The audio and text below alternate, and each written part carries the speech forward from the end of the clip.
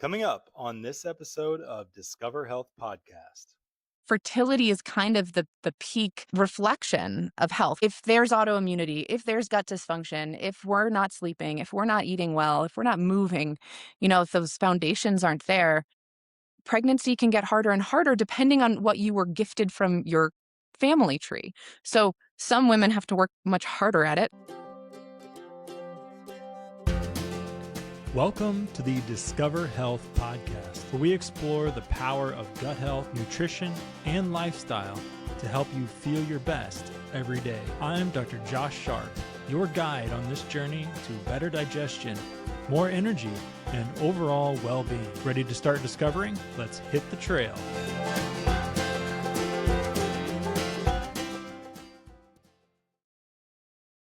Welcome back to another episode of Discover Health Podcast. I'm your host, Dr. Joshua Sharp, and joining me today is Dr. Grace Charles. She's a naturopathic fertility doctor who helps women solve root cause fertility challenges like thyroid issues, nutrient gaps, and toxins before they turn to IVF. She offers her root cause fertility formula virtually to patients nationwide, and she's empowering hundreds to conceive naturally or at least improve IVF outcomes. I'm excited to learn more from Dr. Charles as she shares practical, hope-filled strategies for hopeful moms seeking family-building breakthroughs. Grace, thank you so much for joining us today. Thank you for such a nice introduction. So the first question that I love to ask is I love to figure out what is the superhero's backstory. How did you become interested in fertility? How did you become interested in naturopathic medicine? And how did you start doing what you're doing today? That's a loaded question, and I'm happy to answer it. I really got into naturopathic medicine. I was kind of all lined up to go a conventional route with my medical training, and a professor at my undergrad was an MD professor, a research MD, and he came to me and he was like, "Grace, now that I've gotten to know you, I think you should know about this thing, this type of medicine called naturopathic medicine." It was a brand new word to me. I was in my third year of undergrad, and as soon as I dug in and learned a little bit more, and I met with a naturopath who was in the area, it was done. The decision was made for me. The idea that we have way more tools in our tool belt to treat people, and the choice to not just treat disease, but to really give specialized one-on-one care using the foundations of health, that just spoke to me, and I never really looked back. Regarding fertility medicine, that was, I don't have a personal story really. I have just I saw a gap in clinical care. I was having patients. I did mostly women's health patients who were not getting pregnant, going to their OBs, asking for more testing, not getting fully tested sometimes. Sometimes they would get half the tests done, or if they got all the tests done and they came back normal, then they would be sent to a fertility clinic. And there's so much room between having your gynecologist, your OB, do some tests and walking in the door of a clinic that will absolutely 100% offer you IVF as an option. And I saw that gap in care, and it's where I landed, and I love it. That's great. And I love the approach that you take. And I love that you have a heart for these people that are hoping to start a family or build their family, because I do see also such a gap. And so many people are left frustrated. They feel like they're not heard, they're not understood, and they're just handed, some either exorbitantly expensive option, or in some cases kind of, more, risky or invasive options than what they really want to try, without really figuring out what's going on behind the scenes. So Well, with that's that, it. It's yeah, the going into treatment without a diagnosis that I'm uncomfortable with, and my patients in their hearts, even if they can't put those words to it, are uncomfortable with. Maybe they're open to IVF, but they don't know why they're in that building to begin with. And if they could just know the why, and that's what I do. I that's my deliverable, is I diagnose unexplained infertility. that's great. So that being said, I feel that infertility issues have dramatically spiked, and that's just a guess, just from talking with patients over the years and how many have struggled and how many have sought treatment, have sought medical intervention for fertility issues. What do you think are some of the drivers or some of the, maybe we'll say, missing pieces that can be causing some of these fertility issues for people? I think globally a driver is environmental. It's the toxicants in our air, water, food that are burdening us. And that's sweeping generalization. That's not speaking to one person who has air filters and water filters, and that's not the case for them. But I think when we talk about like these numbers rising, we can point to plasticizers and glyphosates and certain chemicals, new chemicals that we have introduced, that are worsening overall fertility rates. Um, but when it comes to what am I uncovering when I meet with the patient and start running the tests, sometimes there's environmental burden and environmental load. I'm asking all of my patients, we want to drain the bucket, so to speak. We don't want to add anything we don't need. So I'm asking all of my patients to be mindful about those environmental chemicals. But in terms of diagnoses, I see a lot of autoimmunity. Hashimoto's comes up a lot. I see a lot of gut dysfunction getting in the way. The colon sits right next to ovaries, uterus. I mean, it's all smashed in your pelvis together. And if there's inflammation in your gut, it certainly is going to affect the other organs in that area. Vaginal dysbiosis, too. If the immune system is kind of turned on in the pelvis, it can be a not a quiet enough environment in the uterus for implantation. Um, what else do I see a lot of? I see a lot of men's health issues being the cause for infertility. And I think that's overlooked quite a lot in conventional care. They'll look at a semen analysis and they'll see one good sperm and they're like, you're fine. But it's not fine. It's like you can see sometimes these results are clearly below the reference range. Nobody does any blood work on men.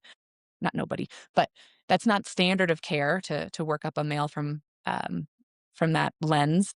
And I would say 1 out of 3 patients, couples I work with, I'm really more focused on the men's health than the female's health. First of all, I think that you've pointed out so many things that are overlooked in health, period.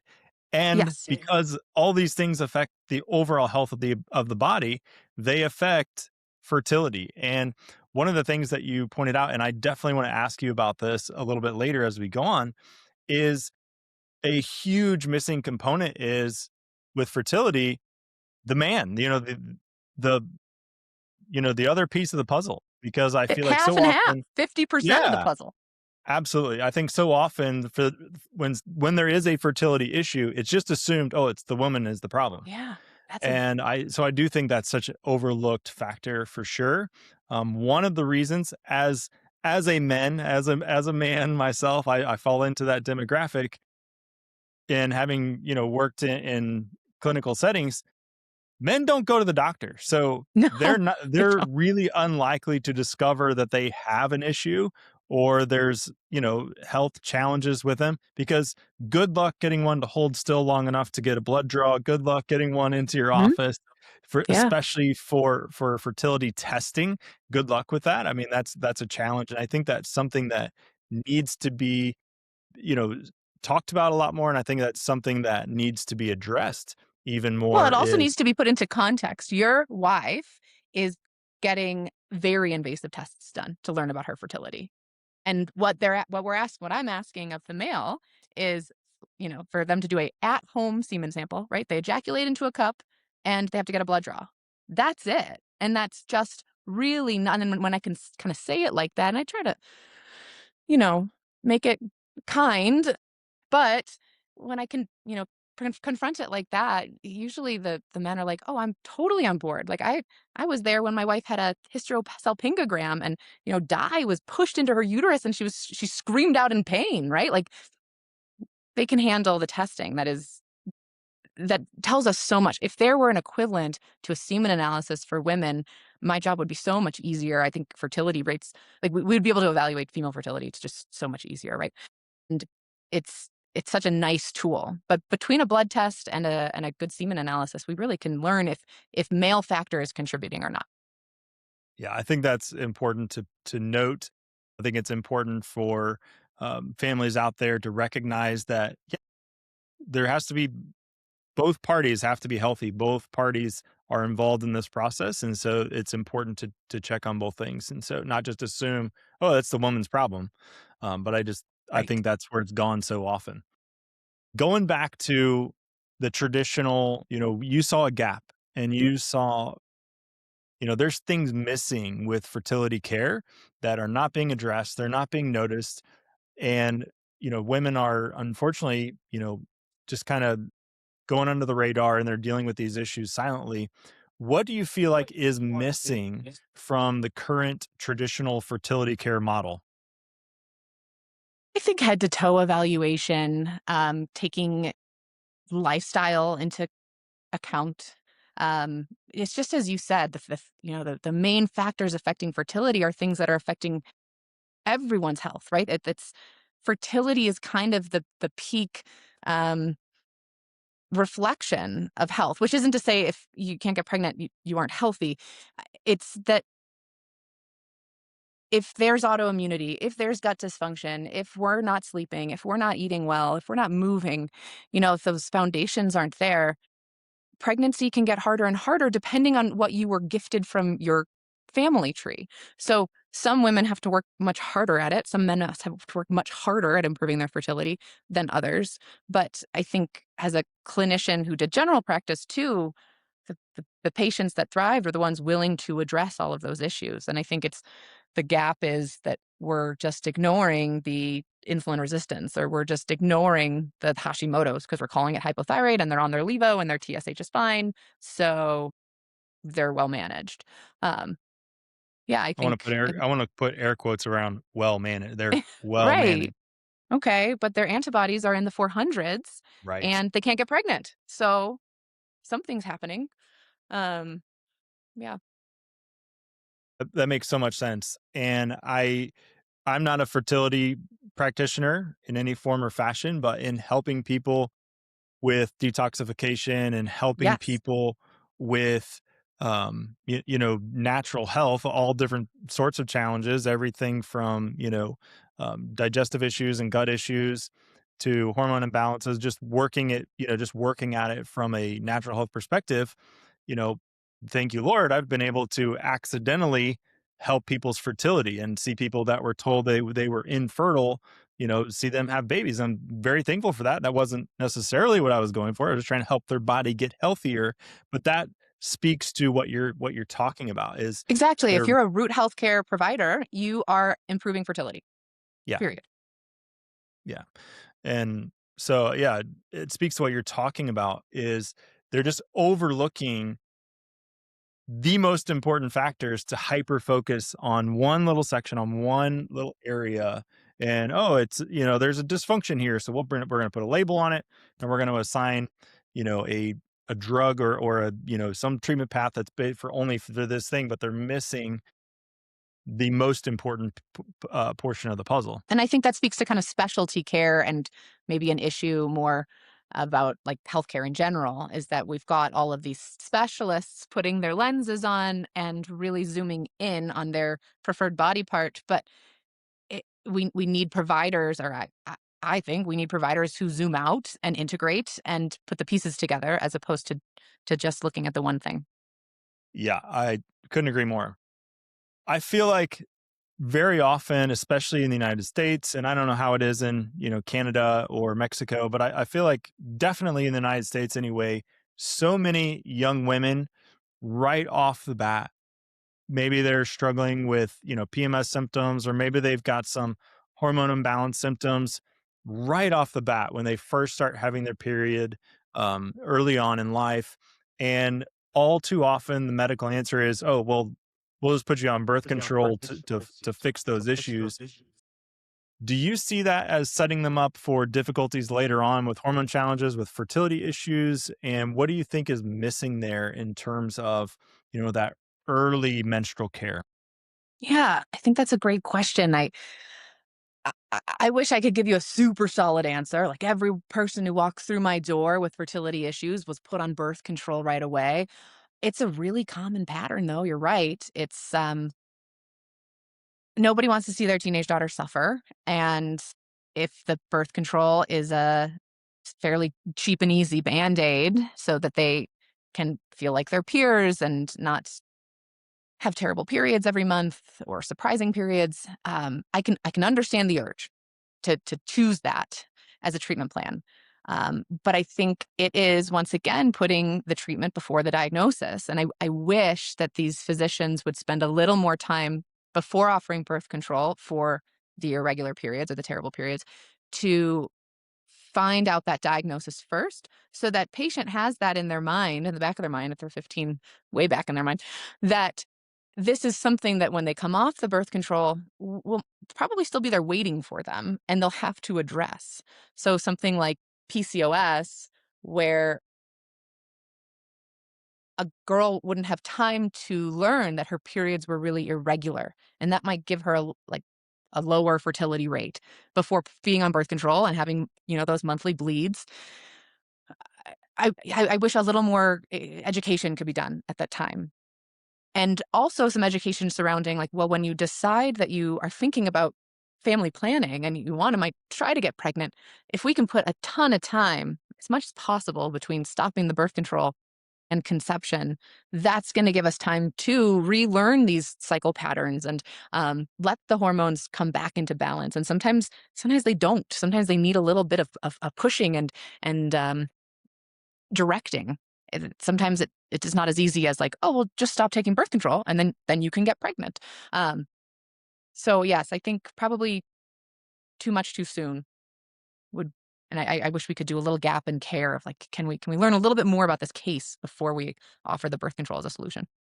Yeah, yes, I feel like it is just handed out like candy way too often, and not addressing the root cause and not addressing what's actually going on with that patient. But at the same time, you're in the office and the patient's there, and they've got difficulties, they've got struggles, they've got pain points essentially that they're trying to deal with. And I'm sure in a practitioner's mind, they're thinking, well, at least this will probably, level things out for them. But unfortunately, there's some risks on the back end, and there's some trouble on the back end, by, you know, quote unquote, taking that easy route, I think so often. Um, so for many women out there that feel like, they're struggling, or they may have a struggle to get pregnant. They feel like, okay, I've had hormone issues my whole life, and I'm married and I want to get pregnant. Or maybe they've already had some challenges. What do you feel like are some of the most overlooked fertility blockers out there in the environment? I know you mentioned a couple just briefly, but in the environment, what are some of the most common fertility blocking toxins out there? Phthalates and parabens have been pretty well studied. We researchers use semen analysis to see the effects on reproductive biology and fertility because they're just so cheap and easy to do, as opposed to following female fertility markers. But it's very clear that the more phthalates in our system, the more parabens in our system, the we will see decreases in fertility rates. There was a cool study done, I think in the late 90s. It's pretty old at this point, but it put it looked at men who ate a mostly organic diet and men who ate a mostly non-organic diet, meaning like organic foods. And the men who ate mostly organic had 50% more sperm than the men who did not eat mostly organic. Um, and that's like speaking to some of the agricultural chemicals. Phthalates are going to be found in anything with a fragrance. So anything that says fragrance as an ingredient. So body care products, laundry detergents, things you plug into the wall, things you spray. And parabens and phthalates, they're plasticizers. They make plastics hard and soft. So Tupperware is like a go-to. Um, uh, like make sure that we're not using plastic Tupperware in the kitchen. And if you're going to use it, make sure it's only for cold things. Never ever put a plastic Tupperware in the microwave because by heating it, it releases those chemicals and they go into the food. And now you're just like eating more of a chemical that we're not supposed to eat at all. Um, uh, classic non-stick pans. That lining is full of those types of endocrine disrupting chemicals. So these chemicals that get in the way of hormone signaling. I think those are probably where it's, the nonstick pans, the Tupperware, and the fragrance. If that's all you could think about and do, I would say you could take 80% of the worry off your plate. First of all, I think what you just said is so powerful. And I know, it's hard. You've got a young lady and her body's changing, you're getting hormones. And let's face it, teenagers stink. They all stink, they all smell bad.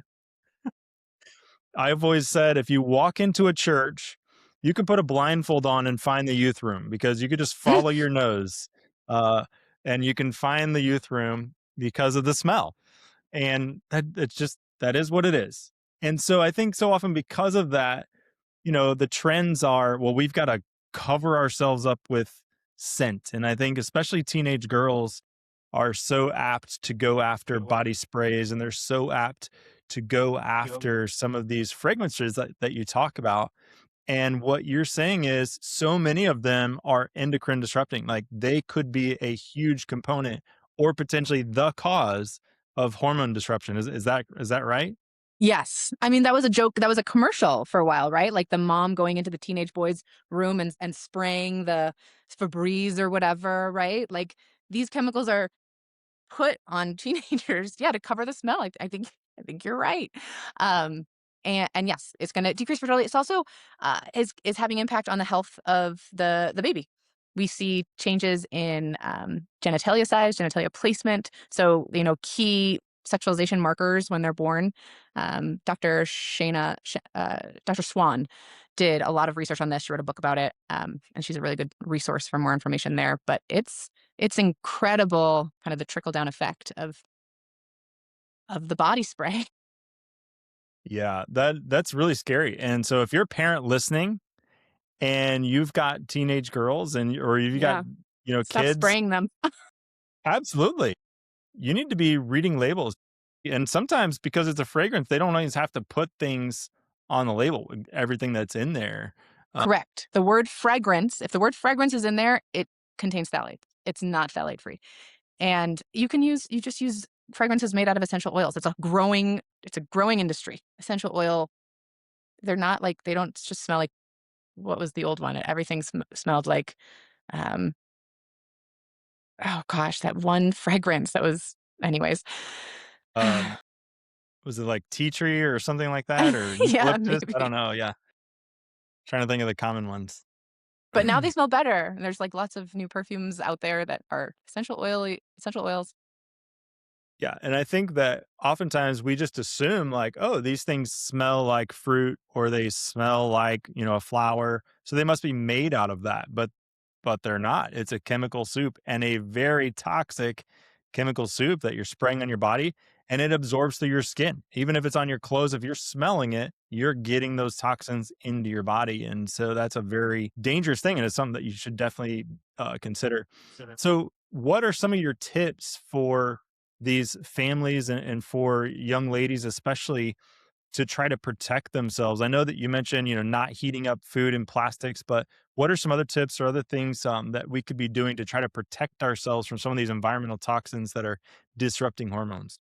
I think it depends a lot on where you live. How clean is your water? Is it city water? Is your municipal water, like, everyone has to release that information, so you can find out about the health of your water, but it's probably worth installing at least an under the sink. Doesn't have to be a whole water or whole house water filter, but can we filter some of the water coming out of the tap?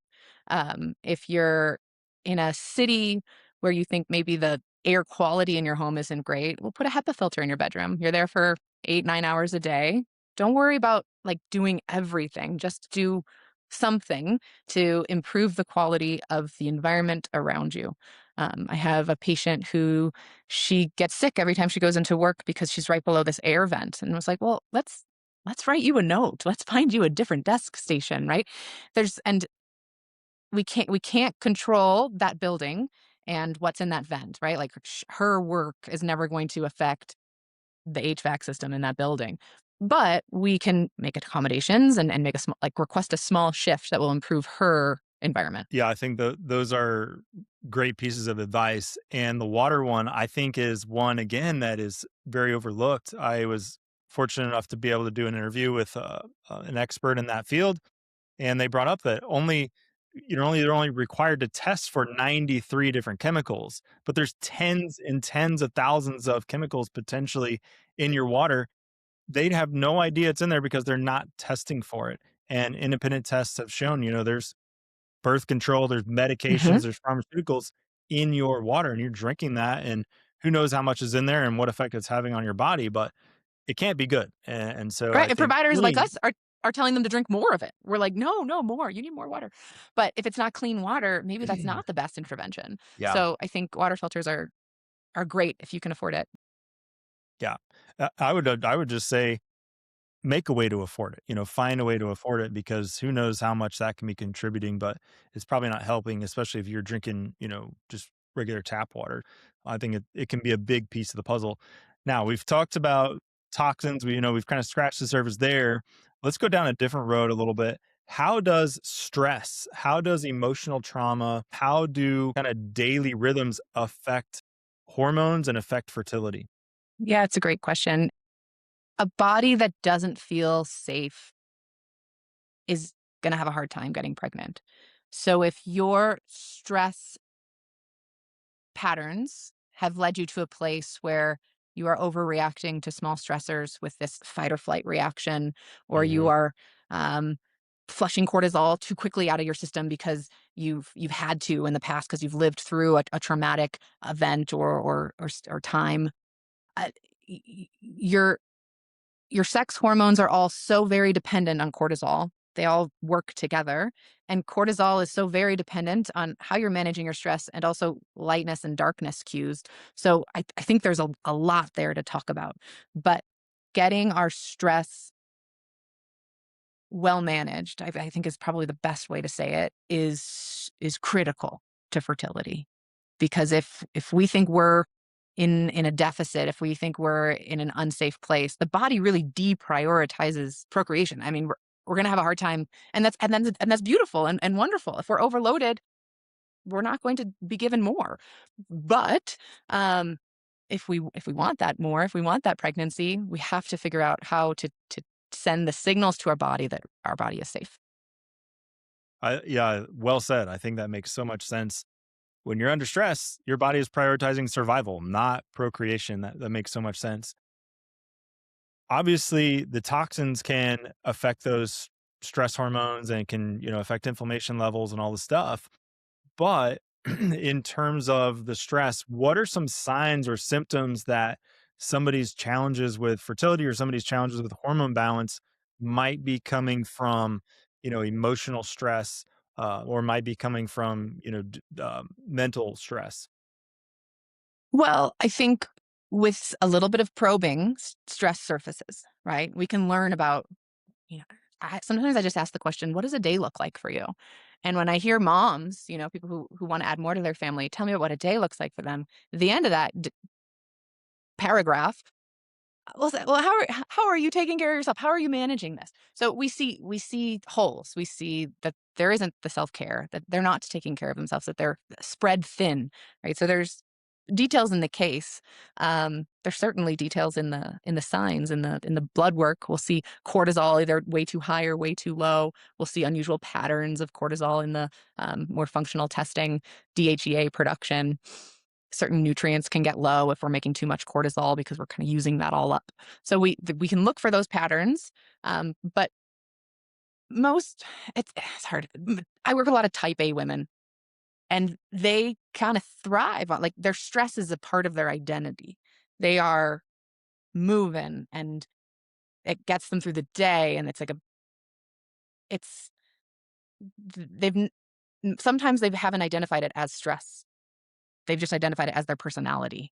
But when we can just poke that idea a little bit, we usually can get a patient to see that maybe it's not feel like it's not okay to feel a little bit edgy for most of the day, or to have trouble relaxing in a forced relaxation scenario. Like, can you make your mind go quiet when you're getting a massage? If not, that's too much stress, right? Yeah, I agree. Whenever a mom tells you about their day and it stresses you out as a Yeah. practitioner, if you feel your stress response activating, hearing about someone else's day, Mhm. that's probably too much. You've It's now probably too just much. stressed out two people with your day with your day. And it's I know it's hard to do. I mean, I always joke with my husband, like, well, I can be good at my job, I can be a good wife, or I can be a good mom, but I definitely can't be all three at once. How do you do it? How do you make the time? And the fourth one in there, which is, like, outrageous that I never caught until recently, is that, like, or I can be really good to me, right? Is this self-care piece. I can get myself to the gym. I can make sure I have time to meditate most days. I can, like, I can, and I think that's classic. It's a kinda classic of women, classic of moms to put themselves as that last priority. And for fertility, a lot of the work and coaching I do is bringing them back up to top. Yeah, and I think one of the things that makes me so sad working with so many women, I mean, just if you're any type of practitioner, for the most part, you're probably going to be seeing more women than men because women are much more likely to They go actually to the doctor, yeah. they try to take care of themselves. Okay, men, you could learn something here. I'm one of them. I'm talking to myself too. You could learn something here. They try to take care of themselves, but one of the things that makes me so sad is the mom, and God love them. They love their family and they want the best for their family, and so they sacrifice for them. And they say things like, I don't have time to take care of myself because, fill in the blank of all the things, the to-do list things that they feel like they have to do instead of take care of themselves. Or, we can't afford to take care of me right now because, Billy needs this or Susie needs that. So we can't afford to take care of them. But you know, I just feel like so often I've seen it, and I know you've seen it probably way more than I have, when the woman finally does decide, like, okay, I can't keep going like this, and they do prioritize their health and their needs, it's almost like they spill over and it naturally they just have more to do those things instead of feeling like they have to push through. What's your advice to women that are feeling that way, that are telling themselves those lies? I can't afford to take care of myself, or we don't have time Sure. for that right now. I mean, the people I'm talking to are struggling with their fertility, so I'm telling them you can't afford not to, and that mindset is not compatible with getting or staying pregnant. I've had women on their intake forms when I ask, like, "What are you most looking forward to about becoming a mom?" And sometimes it won't be, like, the only thing they list, but they mention maternity leave. I'm like, "What? Tell me more about that." They're so looking forward to getting out of the grind, taking a break from their job, putting themselves first, putting them and baby first. It's like, we gotta do that now. You gotta take those 12 weeks now to do that. And then you'll be able to take that, maternity leave. So I think remembering that that's that's the most critical piece is realizing that if you don't put yourself first and if you can't get into that mindset, pregnancy is gonna be harder, staying pregnant is going to be harder. Like, that's your job. I love working with moms because if you make mom feel a little better, the whole family gets better, right? Like, everybody settles down. And if you really can, that's the way in to family health. So, secondary infertility. So when, she's already a mom, she's already got kid or kids. Um, yeah, I love that ripple effect of treating mom and seeing everyone else get better. The mom is the gateway to the health of the She's the home. cornerstone. Yeah. Hmm. That's absolutely right. Mic drop moment. I say some things very similar to that. I love working with moms for the exact same reason. If you can help a mom, you've helped a whole family. Hmm. You've helped a community. You've helped so Without a many doubt. people. But yeah, by one person. Women don't inherently have that understanding uh, of the impact they have. And I think sometimes we need to reframe it like, well, if we can get you better, I bet Billy gets better, I bet Susie doesn't need that. Then they'll do it. Like, you have to almost put it in the mindset of, like, I'm doing it for someone else. I'm taking care of myself for someone else. And that's too bad that that's the cultural reality, but I'll take kind of any inroad I can get. I think it's great. I think so many women out there, they're just holding on. Like, Mm. I can't let go of all these people that need me and all these things that need me Mhm. because if I stop or slow down doing all these things, then it's all going to fall apart. And so I have to hold all this together and I have to be the one to do it. And I can't Yeah. take a break or do the.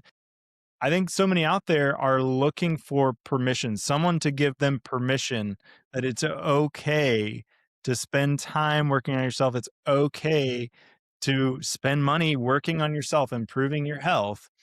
Are you willing to give that permission for the mom out there? Yeah. Would you just go ahead and give them permission for us, please? You have permission, and you have permission to let things fall apart for a while. It's okay. Things might fall apart. Your lunch boxes might not look cute. Your kids might be in, pants that are too short. And that's okay. Like, because at some point, you and your partner will figure out how to pick up those pieces and replace them in a way that makes more sense for the health of you, priority, and your family. Thank you. Thank you. I You have think permission. it, it means so much more coming from you than it does coming from me. I can, I can say this stuff, but I'm a man. I never fully get it. And so your permission, I think, is powerful. Mine has very little power. So thank you. Well, I think your job then is to make sure that the husbands, that the men are ready for things to fall apart a little bit, and for systems to shift and responsibilities to shift, and they have to meet that with openness and grace and enthusiasm, rather than like, well, why aren't we doing it this way anymore, right? Like, I think our jobs can work together in kind of preparing the family for change. Yeah, I think this is a beautiful conversation. And this is one that I've had with some of the women in my group, in my group program that of people that I work with. And one of the things that came up, and so many of the women who are going through chronic health struggles and they're trying to take the time for themselves, is they recognize that in order to be able to take care of themselves, they need to let go of what the results look like. That maybe it's not going to, the bed's not going to be made exactly the way you make it, or, Right. I'm making that up, or Or at all. maybe, or at all. And that's okay. Or maybe just letting go of, okay, maybe the dishes aren't going to be exactly the way that I want them, or whatever the thing is. They had to like let go of, the results, and give permission for, the other family members to pick up that slack, and then Yeah. be okay with how they did it. Because for Yeah. some of them, it was, well, yes, I recognize I need to release it, but I don't like the way they do it. And so that was an interesting thing that came up, to hear that from some of the women. And I think that's a cool thing, because yeah, you have to have people that are willing to pick up the slack, but you also have to be willing to like give them the Let go of slack, the outcome. Mhm, Yeah, let go of absolutely. it. So That's that's a fun that cool you thing. get to do group programs. I haven't found that ability yet. Fertility, subfertility, it's so private, and it's hard to bring women together. So that's fun that you get to do group programs. I bet that has huge impact. Hanging out with other females brings down your cortisol. Whether you're a man or a woman, we see improvement in stress response if you spend time with women. And if you can facilitate that as a, therapy, I think that's fabulous. It's been a beautiful thing, and my wife and I look forward to it every week when we get to meet with our group and talk things out. And then I think it's so beautiful whenever I'm just, as a practitioner, I'm just able to sit back and allow them to encourage one another in what they're going through. And, oh yeah, I was there and I've, gone through this, and it's a beautiful thing. So it's been very powerful. Um, with some of the time that we have left, I want to shift gears just a little bit and talk about some some of the things that I'm sure you've seen a lot, but for the families out there that have already dealt with pregnancy loss, with Mhm. miscarriage, what are some of the most important next steps for them to get confidence back to try again? Oh, Do you have some encouragement for them? I think, and this is just my type A medical mind, that I would feel more confident having them, like, giving them the green light to start trying again, if I knew why the miscarriages were happening in the first place. So it's another area of fertility that just doesn't always get the root cause workup, or even the conventional workup. I mean, I have women who've had 3, 4 plus losses who are begging their providers for a repeat loss panel, which should be done now. The criteria is if you've had 2, you can have these this blood work done, and it should be, covered by insurance. But you also can get these done out of pocket, right? You just have to get the provider to order them and sign off on ordering these blood tests. But um, in terms of functional testing, other than the kind of standard of care, what could be causing the losses, I'm seeing a lot of really interesting results with vaginal microbiome testing that's shedding a lot of light onto immune activation in the pelvis, and perhaps reflecting down, like, should we be looking for endometritis? Should we be looking for endometriosis? So if you don't have a diagnosis, I think that's a good place to start. And for early miscarriage, really any term miscarriage, I think the additional semen test, it's called a DNA fragmentation test. It's when they open up a sperm and they say, well, how fragile is the DNA inside? That's a must for me if I'm seeing recurrent pregnancy losses, making sure the man gets that test done, because that's often a big contributor. Okay. That's good to know. And when someone is doing that test, how soon after a miscarriage do they have to get that blood test done that you're talking about? Well, the blood work can be done at any time. I'm not talking Anytime. about, yeah, testing the um, miscarriage remnants. I'm talking about just blood work on the female. Yeah, Yeah. So yeah. it's just a certain blood panel that can hmm be done at any time, but it Any can time of shed your some cycle, light. any time of Yeah. day, that can shed a lot of light as to why this is happening. Is there a blood clotting issue? Is there on an autoimmune issue? And a lot of the times, the tests, when conventional tests are when they're used heavily because there's usually a solution to them, right? Like, if they uncover a diagnosis, it's usually one that conventional medicine has a pretty straightforward answer to. So getting those tests run are an important first step. But then there's some other more functional testing you can do as well. Great. I know that you have a guide to help families. Could you talk a little bit about the guide that you actually have and maybe walk us through a couple of your top two or three high impact steps that people could take to improve their chances of fertility and conception? Sure. It's a listicle. It's 10 things you can start doing to improve your fertility today. One of the ones I like a lot is getting your vitamin D level tested. And this is one that uh, there's a sometimes people are worried to ask their doctor about getting this test run. Out of pocket, this should be a $30 test, right? This isn't a wildly expensive test. It's come down in cost. Sometimes when it makes it through the insurance ringer, it comes back more than that.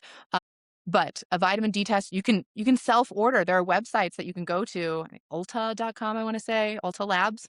Not the there's like a beauty Ulta, and then there's a lab Ulta. Ulta Right. Labs. Yeah, you can just click and self-order. Anyways, vitamin D testing, the research shows that if it's much below 45, we're going to have fertility impact, fertility struggle. But if we can get that number up and above 45, that's a big one. I think another item on that list is making sure you're pooping every day, right? Digestive function is so critical, and it's how we get rid of these breakdown products of our hormones. And if we don't get rid of metabolized estrogen through our poop every day, it's going to get recycled back into the bloodstream and take another pass. And for women with estrogen dominance or conditions in their pelvis that are worsened by too much estrogen, that's problematic. And constipation is a real high priority for me to treat with these patients. So healthy digestion, I think, it's a real priority there. Um, I don't know. Those are a couple. I mean, and they sound so simple. It just They sound so sounds so simple, simple, right? but you're absolutely right. Now, I want to walk back just for a moment. You you said it, and I think it's powerful, so I wanna shine a little bit more light on it. When you talked about somebody is not pooping every day, and you talked about what's happening there, can you Mm, go through that just a little bit so the sure. listeners can kinda get the full picture of why that is absolutely crucial in hormone balance and fertility? Yeah. So female sex hormones are cyclic, and they're going to raise at different parts of the cycle. But we do want to see ups and downs. We want to see estrogen rise as those follicles develop, and then we want estrogen to come down for the rest of the cycle. If our follicles are exposed to too much estrogen in their lifetime, and I don't mean lifetime as in like the eggs you've had since you were born, but for 3 or 4 months, the follicles are maturing, and that egg that's going to be released and become your baby is maturing, and that's when we have biggest impact on it because it's out of that primordial soup state, and it's available to blood flow and uh, outside responses. So in that 3 to 4 month window, if it's exposed to too much estrogen overall, it's just going to be of lower quality than one that's exposed to that cyclic estrogen. So we want to keep estrogen cyclic. Okay, so we make it a certain part of our cycle, and then the body breaks it down, and metabolizes it. The liver does this in 2 phases, and after it goes through those 2 phases, then it's put into comes out through the poop. It goes out from the liver to the bile, into the digestive tract, out with the stool. If you're constipated, if you're only pooping every 2-3 days, right, there's slower bowel movement through the colon, then the estrogen metabolites that are in that stool can actually get reabsorbed into the bloodstream and have impact on the body again, right? If we tested your estrogen, it would be high at the wrong part of your cycle. So eliminating those estrogens every day regularly is a very important piece of good hormone balance, whether you're trying to get pregnant or not. I love it. I love it. Hearing you say these things is like so validating. This is stuff that I talk about a lot in a different context. I'm not working with, fertility issues, but it's so But you're working with validating. hormones. I mean, if you're working with people, you're working with hormones. Yeah. Yeah. Yeah. Absolutely. And pooping every day is important. And if you have a practitioner that says, no, once a week is fine, It's not. with all due respect to that practitioner, find a different practitioner, that prioritizes the poop, because it is And so drink valuable. some more water if that's When your drainage system backs up, your body cannot eliminate waste effectively, and that leaves you vulnerable to chronic inflammation and illness. Bowel Mover supports healthy elimination at the colon, keeping your drainage funnel flowing. Find it at discoverhealth.gethealthy.store. High quality supplements for real healing. And don't forget to use code FIRST10 for 10% off your first order. Drink some water. Yeah. Try eating a vegetable, that could help a little bit. So, if somebody wanted to learn more about you, learn more about the guide that you have, where could they go to find more information, and where could they go to connect with you? Everything on my website, drgracecharles.com. And I'm there. You can connect with me there. You can set up a free call with me there. If you write in drgracecharles.com/today, you'll get that list of 10 things you can do to improve your fertility today. But yeah, come to my website and shoot me a message. I would love, love, love to hear from you and just be a resource for you, kind of point you to next appropriate steps. That's great. Thank you so much for taking the time to come on the podcast today and share some of your expertise with us, and offer, honestly, just a lot of hope. It doesn't have to be super difficult. It doesn't have to be, this crazy, process. Some of these things are simple, and some of the things you can start doing right away. And so I love that message, and I love that you've got this guide for people. I'll put a link to your website, and I'll put a link to that guide below this episode in the podcast description. If you're listening on audio, it'll be right below in the description. If you're watching on YouTube, it's going to be in the YouTube description.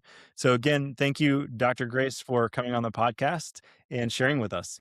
Thanks so much. This was really fun.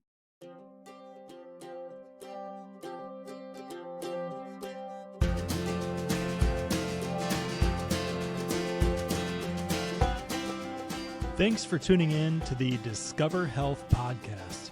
Remember, your health is a journey, not a destination. Keep exploring, and we'll see you next week.